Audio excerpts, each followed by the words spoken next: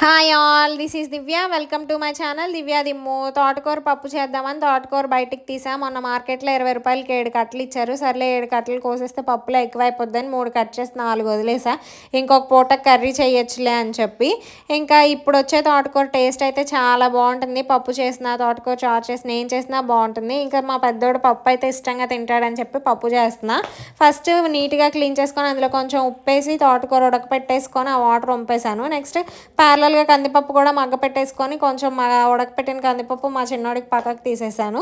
ఇంకా next oil వేసి తాలింపు వేసేసుకొని కందిపప్పు తోటకూర వేసేసి బాగా మిక్స్ చేసేసుకున్నా. ఇంకా అందులో కొంచెం ఉప్పు కారం పసుపు వేసి బాగా కలిపేసుకున్నా.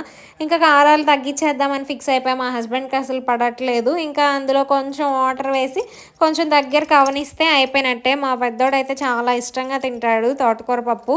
అంతే, ఇంకా ఈ వీడియో బాయ్ బాయ్ చెప్పు. బాయ్.